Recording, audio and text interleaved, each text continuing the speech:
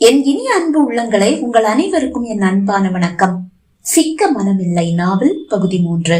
வாங்க தொடர்ந்து கதையை கேட்கலாம். வீட்டை அடைந்த யாழினிக்கு நடந்தது கனவு என்ற சந்தேகம். எதையும் நம்ப முடியவில்லை. 50 லட்சம் அவள் வசம். கடன் முழுவதும் அடைத்த பிறகு 20 லட்சம் மீதம் இருக்கும். தங்கம் விலை தாறுமாறாக ஏறிக்கொண்டிருக்கிறது. இப்போது ஒரு சவரன் 65,000. இந்த ஆண்டு இறுதியில் 80,000 தொடும் என்று கணிப்புகள் கூறுகின்றன. அடுத்த ஆண்டு 1 லட்சத்தை தாண்டும்.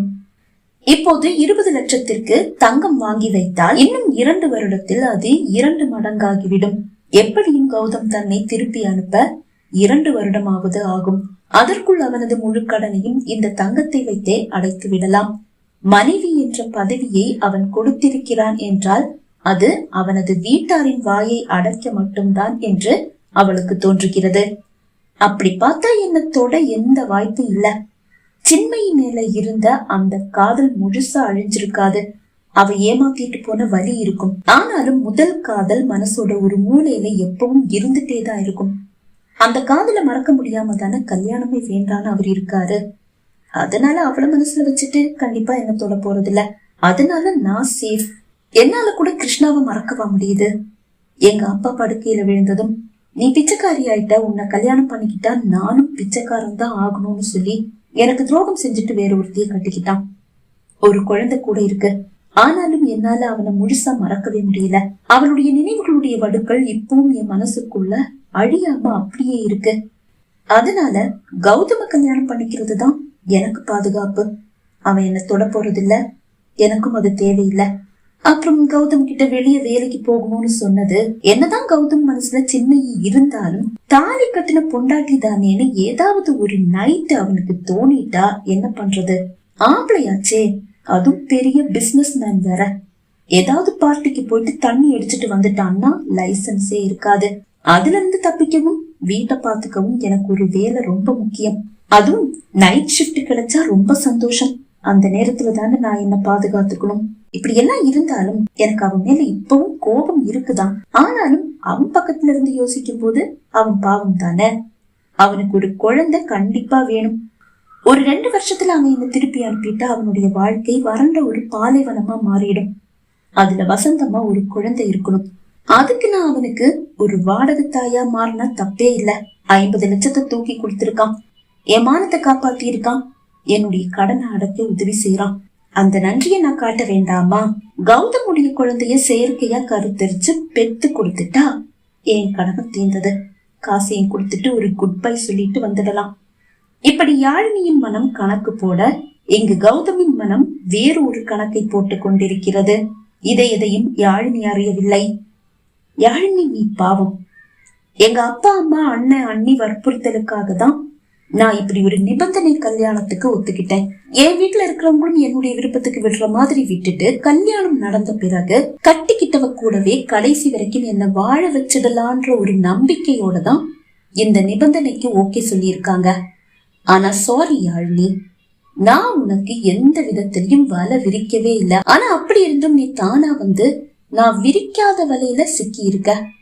நீ வந்த பிறகுதான் நான் வலையே விரிச்சிருக்கேன். நான் ஏன் உனக்கு இந்த வலை விரிச்சிருக்கேன்னு உனக்கு இப்ப புரியாது. நம்ம கல்யாணம் முடிகிற அன்னைக்கு அத நான் உனக்கு புரிய வைக்கிறேன்.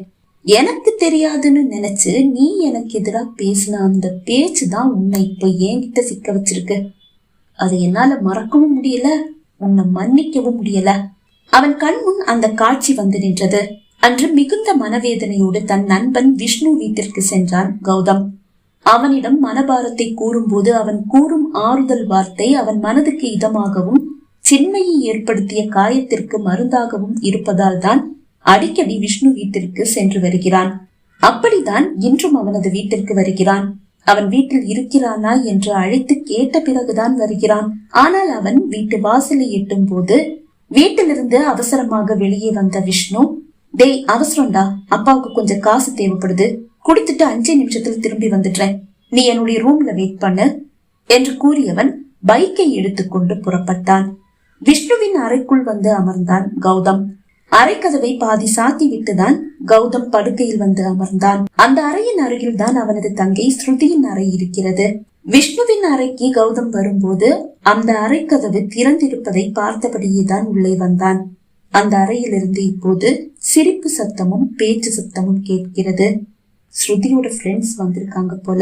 இன்னைக்கு காலேஜ் லீவ் ஆச்சே. அவன் முணுமுணுக்க, ஏய் ஸ்ருதி, அந்த கௌதம் இப்ப உயிரோட இருக்கானா இல்ல சின்மையின்னு புலம்பி புலம்பி செத்துட்டானா? அந்த குரல் கௌதமை சீண்டியது. யாருது? பற்களை நரநரவென்று கடித்தபடி தனக்கு தானே கேட்டுக்கொண்டான். ஏய் யாழினி, ஏண்டி இப்படி அரக்கி மாதிரி பேசுற? அவரே பாவம் காதல் தோல்வியில மனசு உடைஞ்சு போய் வேதனையில துடிச்சிட்டு இருக்காரு. வேதனையில துடிச்சிட்டு இருக்காரா? ரொம்ப நல்லதா போச்சு. அப்படி வேதனையில அவர் துடிக்கிறத பார்த்து ரசிக்கணும்னு எனக்கு ஆசை. ஆனா அப்படி ஒரு வாய்ப்பே எனக்கு அமைய மாட்டேங்குது. ஏய், நீ ஏன் இப்படி இருக்க?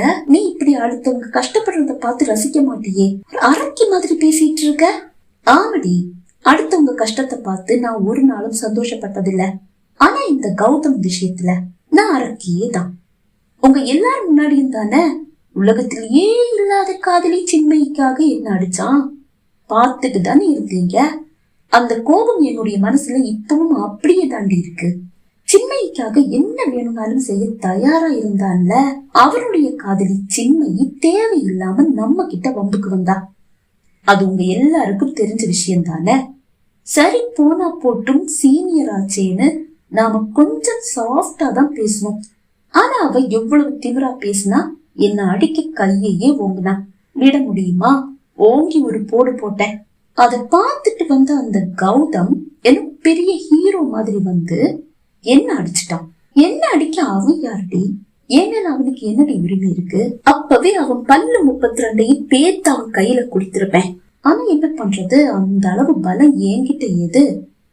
உங்களுக்கும் தெரியும்ல, அவன் அடிச்ச அடியில கண்ணம் சிவந்து வீங்கியே போச்சு.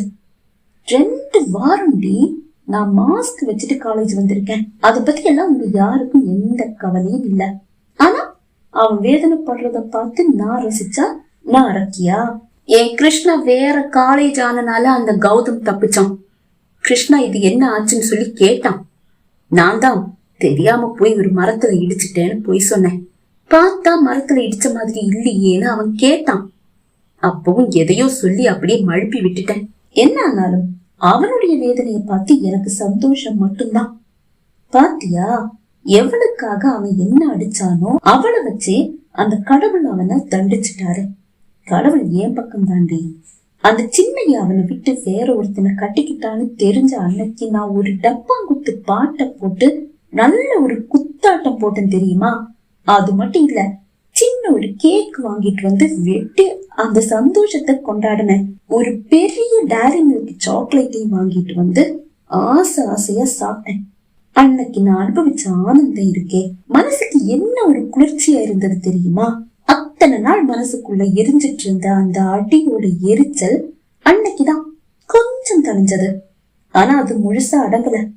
அந்த கௌதமுடைய கண்ணம் பழுக்க ஒரு அரை நான் என்னைக்கு விடுறேனோ அன்னைக்குதான் என்னுடைய கோபம் அடங்கும். அவ அடிச்ச அந்த அடியோட எரிச்சலும் அடங்கும். அது வரைக்கும் அவ அனுபவிக்கிற வேதனைய கேட்க கேட்க எனக்கு ஆனந்தமா தான் இருக்கும். அதுலயும் அவன் இங்க அடிக்கடி வந்து உட்கார்ந்து இவ அண்ணன் கிட்ட புலம்பிட்டு இருப்பானா, அத நேர்ல பாக்கணும்னு எனக்கு ஒரு ஆசை. ஏ ஸ்ருதி, அவன் என்னைக்காவது வந்து இங்க உட்கார்ந்து புலம்பிட்டு இருந்தா உடனே எனக்கு ஒரு போன் பண்ணு, ஓடி வந்துடுறேன். அவன் புலம்புறத பார்த்து நான் ஒரு நல்ல ஒரு குத்தாட்டம் போடணும். சரி சரி, அதை விடு. அவனுடைய நிலைமை இப்ப எப்படி இருக்கு? ஏய், நீ அவர் மேல பரிதாபப்பட்டு கேட்டிருந்தா சொல்லியிருப்பேன். அவருடைய கஷ்டத்தை பார்த்து நீ சந்தோஷப்படுற. உன்கிட்ட எப்படி சொல்றது? அவரு எனக்கு என்னுடைய அண்ணன் விஷ்ணு மாதிரி தான். நீ வேணும்னா அவரை அண்ணனா தலைமையில தூக்கி வச்சு கொண்டாடிக்கோ. எனக்கு அவன் என்னைக்குமே எளிமைதான். அவனை பார்த்தாலே அப்படியே பத்திக்கிட்டு வருது தெரியுமா? இது ரொம்ப ஓவர் டி. ஓவரா? இதுங்கடி ஓவர். இதுக்கு மேலதான் எல்லாமே ஓவரா போக போகுது. அவன் சின்மையின்னு புலம்பிட்டு பைத்தியமா ரோட்ல அலைய போறான். அத நான் பார்க்கதான் போறேன். அந்த கண்கொள்ளா காட்சி என்னைக்கு நடக்க போகுதுன்னு தெரியல. அந்த ஆசை கனவுல கூட நடக்காதடி. ஏண்டி, அந்த சின்மையை கௌதம் அண்ணா பெரிய கோடீஸ்வரன்னு தெரிஞ்சுக்கிட்டதும் கட்டுனவனை விட்டுட்டு கௌதம் அண்ணாவை தேடி வந்தா தெரியுமா? அப்படியா? அப்படி என்னாச்சு? உன்னுடைய அந்த கௌதம் அண்ணாவும் நீ அடுத்தவன் பொண்டாட்டியா இருந்தா என்ன, என் உயிர் காதலியாச்சேன்னு சொல்லி அவளை அப்படி கட்டி பிடிச்சு முத்த மழையா பொழிஞ்சிருப்பாரே.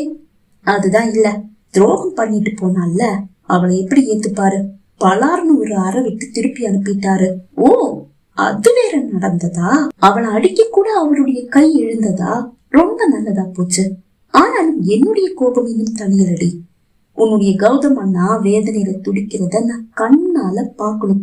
அப்பதான் என் மனசு கொஞ்சம் ஆறும். யாழினி கூற கோபத்தின் உச்சத்தை எட்டிய கௌதம் துள்ளி எழுந்தான். ஆனால் அதற்குள் அறைக்குள் வந்த விஷ்ணு, டேய், நம்ம ஃப்ரெண்ட்ஸ் எல்லாம் வெளியே நமக்காக காத்துட்டு இருக்காங்க, வா போலாம் என்று கூறி அவனை அழைத்து சென்றான்.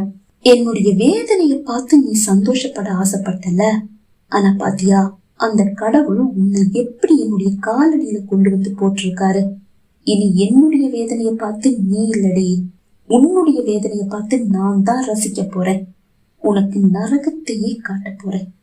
அடுத்த வாரம் என்னுடைய இந்த பெட்ல நீ இருப்ப. கல்யாணம் முடிஞ்ச அன்னைக்கே சாந்தி முகூர்த்தம். அது உனக்கு பிடிச்சிருந்தாலும் இல்லாட்டியும் அடுத்த 10வது மாசம் என் குழந்தை என் கையில இருக்கும். குழந்தைய பெத்து கொடுத்த உடனே உன்னை விவாகரத்து பண்ணிடுவேன். குழந்தையுடைய முகத்தை கூட உனக்கு காட்ட மாட்டேன். அதுக்கப்புறமா நீ தினம் தினம் நரகத்தை தானே அனுபவிப்ப. பெத்த குழந்தைய பார்க்க முடியாம ஒரு தாயால எப்படி இருக்க முடியும்? முடியாது, கண்டிப்பா முடியாது. அது எனக்கும் தெரியும். அது தாண்டி நரகம். அந்த நரகத்தை தான் உனக்கு நான் காட்ட போறேன். உனக்காக காத்திருக்கேன் யாழினி. வெல்கம் என்றான் கௌதம்.